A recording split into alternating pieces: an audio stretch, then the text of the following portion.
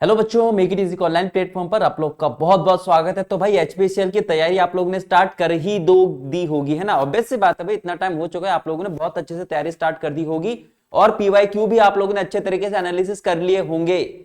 कर लिए कि नहीं करे?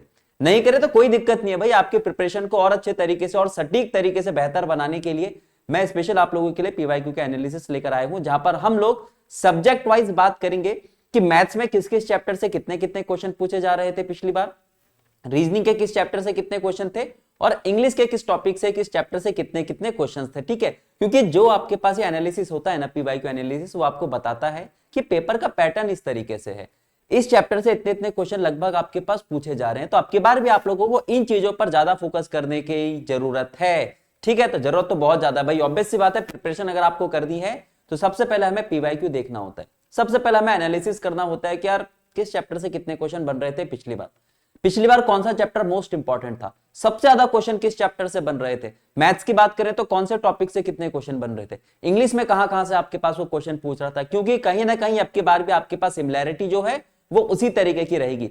लेवल ऑफ डिफिकल्टी जो है वो हर साल आपके पास इंक्रीज तो होता है, लेकिन कहीं ना कहीं पैटर्न जो है ना वो लगभग लगभग आपके पास वैसा ही होता है। ठीक है, तो चलिए फटाफट से स्टार्ट करते हैं ताकि आप लोगों की प्रिपरेशन में बहुत ज्यादा देर ना हो और ये एनालिसिस आप लोग देखो और अपने प्रिपरेशन को इसी के अकॉर्डिंग आप लोग लेकर चलो आगे। ठीक है, तो चलो स्टार्ट करते हैं।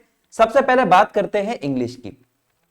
टोटल आपके पास क्वेश्चन जो है वो 85 आएंगे आपके पास नॉन टेक के, जिसमें से रीजनिंग जो है उसके आपको क्वेश्चन जो है वो 14 देखने को मिलेंगे। 14 क्वेश्चन आपको किसके देखने को मिलेंगे? रीजनिंग के इंग्लिश के देखने को मिलेंगे। बाकी आपके पास 34 आपको मैथ्स और रीजनिंग के। ठीक है, तो फिलहाल अभी स्लाइड जो है हमारी वो इंग्लिश वाली खुली हुई है, तो इंग्लिश की हम लोग बात करते हैं। तो देखते हैं भाई इसमें सबसे पहले किस चैप्टर से या किस टॉपिक की आप बात कर लो, कितने कितने क्वेश्चन बन रहे थे।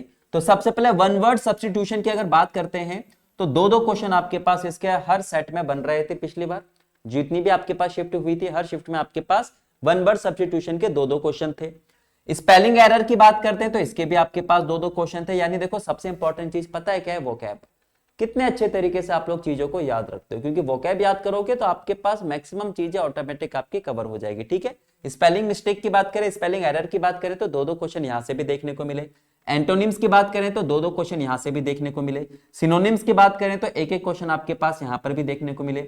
ये जो आपके पास पीवाईक्यू का एनालिसिस है ये आपके पास एवरेज है पिछली 3 शिफ्ट का, है ना। पिछली बार जो आपके पास पेपर हुए थे उन सबका कंबाइंड एनालिसिस ये है। ठीक है, क्योंकि हर बार आपके पास पेपर जो था वो पूछने का तरीका सेम था, बहुत ज्यादा आपके पास चेंजेस नहीं थे। ठीक है, तो इसी के अकॉर्डिंग अब की बार भी ऐसा ही पेपर आपका बन सकता है, जहां पर आपके पास इतना ही लगभग लगभग वेटेज इन टॉपिक्स को अब की बार भी दिया जाएगा। ठीक है, सेंटेंस जंबलिंग की बात करते हैं तो यहां से भी आपके पास दो दो क्वेश्चन देखने को मिले। इडियम फ्रेजेस की बात करते हैं तो एक एक क्वेश्चन देखने को मिला।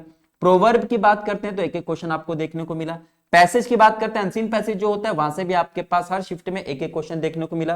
बाकी सबसे ज्यादा क्वेश्चन जो थे वो आपके पास फिल इन द ब्लैंक्स के थे, जहां पर बहुत सारी चीजें आपके पास होते हैं, आर्टिकल होते हैं आपके पास और भी चीजें आपके पास है, जितने भी आपके पास रूल्स हैं, जितने भी आपके पास प्रीपोजिशन हो गई, कंजक्शन हो गई, ये सारी की सारी चीजें आपके पास फिल इन द ब्लैंक्स में थी। ठीक है, तो ये आपके पास टोटल जो पूरा का पूरा डेटा है ये तीनों शिफ्ट का मिलाकर था, जिसमें आपके पास तीनों शिफ्ट को अच्छे तरीके से एनालाइज करके मैंने आपको बताया है कि किस किस टॉपिक से कितने कितने क्वेश्चन थे। तो जो भी आप प्रिपेयर कर रहे हो ना इंग्लिश को, तो थोड़ा सा इसके अकॉर्डिंग आप लोग चीजों को लेकर चलना। ठीक है, अगर इसके अकॉर्डिंग लेकर चलोगे तो काफी हेल्प आप लोगों को मिलेगी। तो इंग्लिश के बारे में हम लोगों ने बात करी, मोस्ट इंपॉर्टेंट टॉपिक यही है, यहीं से आपके पास क्वेश्चन बने थे, इससे बाहर के आपके पास नहीं बने थे। तो अब की बार भी आपके पास पॉसिबिलिटी यही है कि लगभग लगभग यही चीजें आप लोगों को भी देखने को मिले। ठीक है, चलो तो इंग्लिश की हम लोगों ने बात कर दी। नेक्स्ट बात हम लोग करते हैं रीजनिंग की। रीजनिंग की अगर बात करते हैं तो टोटल नंबर ऑफ क्वेश्चन जो आप लोगों को एग्जाम में दिखाई देंगे वो 34 दिखाई देंगे।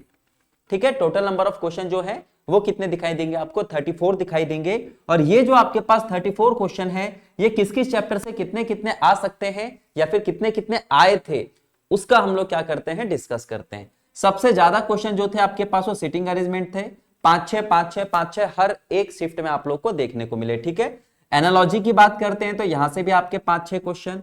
लेटर फॉर्मेशन की बात करते हैं तो यहां से भी आपके पास 5-6 क्वेश्चन। सीरीज की बात करते हैं तो इस चैप्टर से आपके 3-4 क्वेश्चन बने। क्लासिफिकेशन से भी आपके पास 3 से लेकर 4 क्वेश्चन। कोडिंग डिकोडिंग से भी आपके 2 से लेकर 3 क्वेश्चन, मैथमेटिकल ऑपरेशन के 2-2 क्वेश्चन आपके लगभग हर शिफ्ट में थे, ब्लड रिलेशन के 2-2 क्वेश्चन देखने को मिले हर शिफ्ट में, डायरेक्शन का 1 क्वेश्चन और सिलोगिज्म के कितने आपके पास 2 क्वेश्चन। यानी अगर आप यहां पर एक चीज देखो तो जितने भी आपके पास क्लॉक कैलेंडर डाइस है वहां से एक भी क्वेश्चन देखने को नहीं मिला, और साथ ही साथ जो आपके पास नॉन वर्बल था, नॉन वर्बल से भी आपके पास क्वेश्चन देखने को नहीं मिला। ठीक है, डिसीजन मेकिंग की अगर हम लोग बात करते हैं तो वहां से भी आपको क्वेश्चन देखने को नहीं मिले।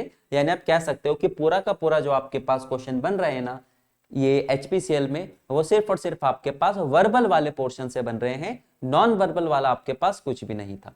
ठीक है, तो ये सारे के सारे चैप्टर हैं और इन चैप्टर से इतने इतने क्वेश्चन हर शिफ्ट में बने हैं। तो आपकी बार भी आपके पास 34 क्वेश्चन जो हैं वो इसी तरीके से क्या होंगे, कैटेगराइज्ड होंगे, जिसमें सिटिंग अरेंजमेंट के आपके 5 से 6 क्वेश्चन देखने को मिलेंगे, एनालॉजी के आपको 5 से 6 क्वेश्चन देखने को मिलेंगे, लेटर फॉर्मेशन के आपको 5 से 6 क्वेश्चन देखने को मिलेंगे, सीरीज के आपको 3 से लेकर 4 क्वेश्चन देखने को मिलेंगे। ठीक है, पीवाईक्यू आपके पास ध्यान रखना जो होता है ना वो सिर्फ इस चीज के लिए होता है कि आपको चैप्टर्स की इंपॉर्टेंस बताना। पिछली बार आपके पास मोस्ट इंपॉर्टेंट चैप्टर्स कौन से थे, अब की बार आपको वहां पर ज्यादा मेहनत करने की जरूरत है। ठीक है, तो यहां से आप लोग क्या कर सकते हो, टारगेट करके चल सकते हो कि यार किस टॉपिक को मेरे को सबसे पहले कवर करना है और कितना अच्छे तरीके से मेरे को उसको कवर करना है, कहां पर मेरे को बहुत कम मेहनत की जरूरत है और कहां पर मेरे को बहुत ज्यादा मेहनत की जरूरत है। ये चीजें आप लोग को लेकर चलनी है, तभी आपकी देखो हार्ड वर्क हर कोई करता है ना, अब आपको स्मार्ट वर्क भी करना है। बहुत ज्यादा चीजें एक्स्ट्रा चीजें पढ़ने से बढ़िया है पीवाईक्यू अच्छी तरीके से देखो, एनालाइज करो और सेलेक्टेड चीजें पढ़ो जहां से मैक्सिमम आपके पास नंबर बन सकते हैं। उन चीजों को सबसे पहले क्या करो, आप लोग कवर करो, यही चीज आपका पीवाईक्यू एनालिसिस बताता है। ठीक है, तो मैंने आपका पूरा का पूरा एनालिसिस किया हुआ है जिसमें इंग्लिश के ये सारे टॉपिक्स थे, इनके बाहर आपके पास कुछ भी नहीं था, यहीं से आपके सारे के सारे 14 क्वेश्चन बने थे। रीजनिंग की बात करते हैं तो ये सारे के सारे टॉपिक थे, टोटल जो आपके पास 34 क्वेश्चन थे वो यहीं से थे। ठीक है, सारा का सारा पार्ट जो है वो आपके पास किसका है, वर्बल का है, नॉन वर्बल का यहाँ पर कुछ भी नहीं था। एक क्वेश्चन भी आपका नॉन वर्बल का देखने को नहीं मिला, यानी सिंपल सी बात है डायग्राम वाला कुछ भी आप लोगों को देखने को नहीं मिला, वेन डायग्राम तक भी आप लोगों को देखने को नहीं मिला। ठीक है, तो इसी के अकॉर्डिंग आप लोगों ने क्या करना है, प्रिपेयर करना है। ठीक है, नेक्स्ट और सबसे इंपॉर्टेंट और इस चैप्टर में जो सबसे टफेस्ट पार्ट आपका रहने वाला है वो है मैथ्स। ठीक है, सबसे टफेस्ट जो आपका रहेगा यानी सबसे ज्यादा टाइम कंज्यूम जो करेगा वो आपका मैथ्स है। इंग्लिश की अगर मैं बात करूं तो इंग्लिश भी आपके पास उतनी हाई लेवल की नहीं थी, ठीक ठाक थी। ठीक है, तो ये भी आप लोग आराम से कर लोगे। रीजनिंग की भी बात करते हैं तो क्वेश्चन आपके पास ठीक ठाक थे। ठीक है, यानी अगर आप ठीक ठाक तरीके से वहां पर लॉजिक लगाते हो तो आराम से हो जाएंगे। लेकिन मैथ्स की अगर बात करें तो ये बहुत बढ़िया लेवल के आपके पास पेपर बनाता है एचपीसीएल। ठीक है, मैथ्स के क्वेश्चन जो है वो अच्छे अच्छे क्वेश्चन बनते हैं यहाँ पर, जहां पर आपको लॉजिक भी लगाने होते हैं, आपको कॉन्सेप्ट भी लगाने हैं, अपनी कैलकुलेशन पर भी ध्यान आप लोगों को देना है। ठीक है, शॉर्ट ट्रिक्स भी थोड़ी सी बहुत आप लोगों को लगानी है, ऑप्शन एलिमिनेशन से भी आप लोगों को चीजें करते हैं। सारी की सारी चीजें जब आप लोग मिलाओगे तब मैथ्स को आप लोग बड़े आराम से कर लोगे। और कुछ कुछ आपके पास क्वेश्चन, यानी अगर मैं 34 की बात करूं, मैथ्स के भी आपके 34 क्वेश्चन देखने को मिलेंगे। यानी आप ये लेकर चलिए कि 4 से लेकर 5 क्वेश्चन जो हैं वो बहुत बढ़िया वाले हैं। 4 से लेकर 5 क्वेश्चन जो हैं वो आपके बहुत बढ़िया वाले हैं, यानी जहां पर आपका अच्छे तरीके से कॉन्सेप्ट जो पढ़ा हुआ है ना उसी के आधार पर कर पाओगे। और देखो ऐसा नहीं है कि मैथ्स आप लोग नहीं कर सकते, लेकिन अगर आप कंपेयर करोगे किसी दूसरे एग्जाम से, ठीक है, टेक्निकल के ही, तो यहाँ पर मैथ्स चैप्टर्स वही है सारे के सारे, लेकिन लेवल जो है वो हल्का सा क्या आता है, ऊपर आता है, जहां पर आपके कॉन्सेप्ट बहुत ज्यादा मैटर करेंगे। ठीक है, तो यानी सबसे ज्यादा टाइम जो आप लोगों को लगेगा वो किस में लगेगा, मैथ्स में। सबसे ज्यादा डिफिकल्टी जो इन तीनों की अगर मैं बात करूं, इन तीनों जो आपके सब्जेक्ट है ना, इनमें सबसे ज्यादा टाइम जो आप लोगों को लगेगा, सबसे ज्यादा डिफिकल्ट जो आप लोगों को लगेगा, सबसे ज्यादा चैलेंजिंग जो आप लोगों को लगेगा, वो क्या है, आपके पास मैथ्स है। लेकिन कॉन्सेप्ट बेसिक्स क्लियर है ना, ये भी आप लोग बड़े आराम से कर दोगे। अब चलो मैथ्स की बात आ चुकी है तो डिकोड करते हैं इसको भी, देखते हैं भाई किस चैप्टर से कितने कितने क्वेश्चन थे।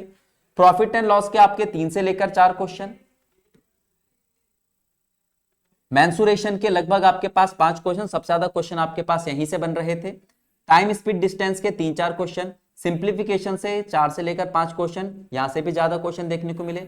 बाकी आपके पास लगभग 2-3 1-2 क्वेश्चन लगभग हर चैप्टर्स के थे। ठीक है, एवरेज हो गया, टाइम एंड वर्क हो गया, SI/CI हो गया, SCF LCM हो गया, मिक्सचर एलिगेशन के आपके 2 से लेकर 3 क्वेश्चन लगभग, रेशियो प्रोपोर्शन के 2 क्वेश्चन, एज के आपके पास 1 क्वेश्चन, पार्टनरशिप का 1 क्वेश्चन, स्टैटिस्टिक्स के 2 क्वेश्चन, ट्रिग्नोमेट्री के 1 से लेकर 2 क्वेश्चन, किसी में 1 किसी में 2। डेसिमल नंबर का आपके पास किसी शिफ्ट में एक क्वेश्चन देखने को मिला। परसेंटेज की बात करते हैं तो आपके पास 2 से लेकर 3 क्वेश्चन, और क्वाड्रेटिक इक्वेशन के कितने आपके पास 2 क्वेश्चन। ये पूरा का पूरा जो आपके पास एनालिसिस आपके सामने रखा है ना, यहां पर आप लोग चीजों को टारगेट करना कि कहां पर आप लोगों को बहुत ज्यादा मेहनत करने की जरूरत है और कौन कौन से आपके पास ऐसे टॉपिक्स हैं जहां पर आपको बहुत कम मेहनत करने की जरूरत है। तो सबसे पहले आप लोग को वो टॉपिक्स कवर करने हैं जहां से सबसे ज्यादा क्वेश्चन बनते हैं, देन उसके बाद आपको वो चीजें कवर करनी है जहां से कम क्वेश्चन बनते हैं। स्मार्ट वर्क करोगे तो आप मैक्सिमम पोर्शन जो है एग्जाम का वो कर पाओगे। ये मत सोचना कि सिलेक्शन उसी का ही होगा जो 34 में से 34 नंबर लाएगा।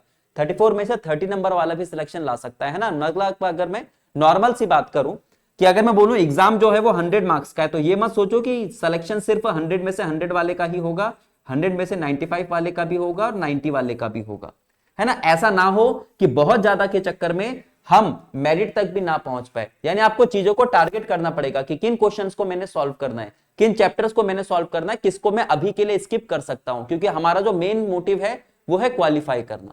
तो इन चीजों का आप लोगों ने क्या रखना है, ध्यान रखना है। ठीक है, तो सबसे पहले हम कम से कम वहां तक पहुंचे जहां पर हम लोग सेफ फील कर सके। देन उसके बाद एक्स्ट्रा अटेम्प्ट करके हम लोग क्या कर सकते हैं। एक्स्ट्रा अटेम्प्ट का मतलब तुक्का नहीं, एक्स्ट्रा अटेम्प्ट का मतलब जहां पर हमें ज्यादा मेहनत करने की जरूरत है, ये चीज करके हम लोग क्या कर सकते हैं, एक्स्ट्रा मार्क्स ला सकते हैं।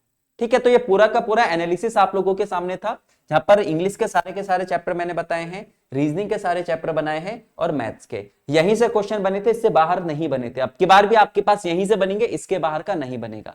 ठीक है, अगर ये सारी की सारी चीजें प्रिपरेशन तो आप लोगों ने स्टार्ट कर ही दी है। एक ही अगर आपको चैनल पे चाहिए, एक ही जगह पर आप लोगों को चाहिए, एक ही प्लेटफॉर्म पर आप लोगों को चाहिए, तो मेक इट इजी आप लोगों के लिए पहले से ही था, अभी भी है और आगे भी आप लोगों के लिए रहेगा। हर एक चीज आपको एक ही प्लेटफॉर्म पर क्या कराई जाएगी, प्रोवाइड करवाई जाएगी, टेक्निकल भी और आपके पास नॉन टेक भी, जिसके लिए स्पेशल एक कोर्स आप लोगों के लिए हम लोगों ने डिजाइन करा है एचपीसीएल के लिए। ठीक है, जूनियर एग्जीक्यूटिव मैकेनिकल इंजीनियर के लिए, जहां पर आपको टेक्निकल और नॉन टेक आपको दोनों मिलेगा। ठीक है, टेक्निकल भी आपके पास कंप्लीट है, साथ ही साथ नॉन टेक भी आप लोगों का कंप्लीट है, क्योंकि देखो बहुत ज्यादा टाइम नहीं लेता है एचपीसीएल, तो लाइव में बहुत लंबा खींचता है कोर्स। ठीक है, तो रिकॉर्डेड है सारा का सारा, जहां पर आप लोग का कोर्स कंप्लीट है, जिसमें से आप जैसे मैंने बताया ना, इस पीवाईक्यू के अकॉर्डिंग आप लोग चैप्टर्स को डिसाइड कर सकते हो और वो चैप्टर्स आप लोग पहले कवर कर सकते हो जहां से मैक्सिमम नंबर ऑफ क्वेश्चन बनेंगे। ठीक है, कंप्लीट आपके पास ये कोर्स रहने वाला है। प्राइस की अगर मैं बात करता हूं यहाँ पे, तो प्राइस जो है वो मात्र आपके पास कितना है, 50% ऑफ है। 2500 के बदले मात्र आपको कितने का मिलेगा, 1249 का। लेकिन खुद ब खुद नहीं मिलेगा, थोड़ी तो मेहनत आपको यहाँ पे भी करनी पड़ेगी, यानी कूपन कोड लगाना पड़ेगा MIE। ठीक है, बाकी make it easy mechanical application है, प्ले स्टोर पर जाकर आप लोग डाउनलोड कर सकते हैं मोबाइल एप्लीकेशन, देन आप लॉगिन रजिस्टर करके ऐप से ये कोर्स परचेज कर सकते हैं। ठीक है, तो फिलहाल आज के सेशन में इतना ही। बाकी इतनी मेहनत जो मैंने आप लोगों के लिए करी है, जिसमें आपके पास मैथ्स का कंप्लीट मैंने आपको बताया है एनालिसिस, रीजनिंग का बताया है, इंग्लिश का बताया है, तो अगर आप सेल्फ स्टडी भी कर रहे हैं ना, अगर आप सेल्फ स्टडी भी कर रहे हैं तो इसके अकॉर्डिंग ही अपनी प्रिपरेशन को आप लोग आगे बढ़ाएं। बाकी हमारे साथ जुड़कर एक ही प्लेटफॉर्म पर ये सारी की सारी चीजें आप लोग पा सकते हो, सिर्फ नॉन टेक नहीं टेक्निकल भी, क्योंकि 85 मार्क्स का आपका नॉन टेक और 85 मार्क्स का ही क्या रहेगा आपका टेक्निकल भी। ठीक है, तो फिलहाल आज के सेशन में इतना ही।